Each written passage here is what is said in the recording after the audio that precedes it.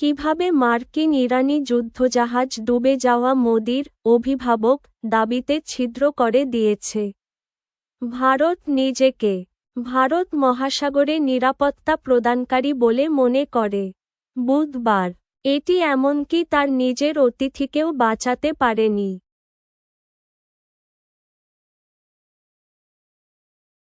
ইরানি যুদ্ধজাহাজ ডুবিয়ে দেওয়ার ঘটনা মোদির অভিভাবক দাবির ফাঁক ভেঙে দিল।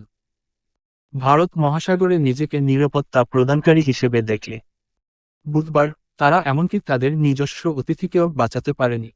শেয়ার করুন, সংরক্ষণ করুন। নয়াদিল্লি, ভারত। নীল নৌবাহিনীর পোশাকে এবং মসৃণ সানগ্লাস পরিহিত ভারতের প্রধানমন্ত্রী নরেন্দ্র মোদী অক্টোবরের শেষের দিকে দেশের সমুদ্র যোদ্ধাদের এক সমাবেশে ভাষণ দেন।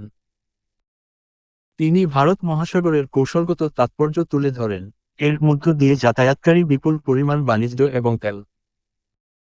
ভারতীয় নৌবাহিনীর ভারত মহাসাগরের রক্ষক, তিনি তারপর বলেন, তার শ্রোতারা, ভারত মাতা দীর্ঘজীবী হোক, এর উচ্চস্বরে গর্বিত স্লোগানের সাথে 5 মাসেরও কম সময়ের মধ্যে ভারতকে অভিভাবক হিসেবে দেখানো হয়েছে, যারা তার নিজস্ব অতিথিকে রক্ষা করতে অক্ষম।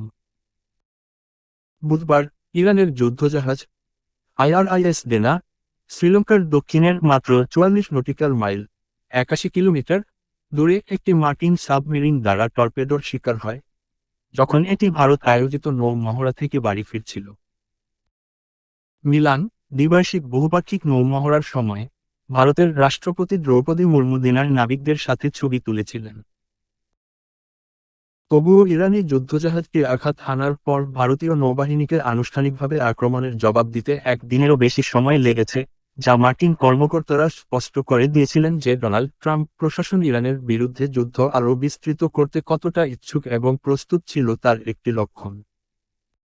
বুধবার পেন্টাগনে মার্কিন প্রতিরক্ষা সচিব পিট হেগসেথ বলেন, একটি আমেরিকান সাবমেরিন একটি ইরানি যুদ্ধজাহাজ ডুবিয়ে দিয়েছে যারা মনে করেছিল যে এটি আন্তর্জাতিক জলসীমায় নিরাপদ।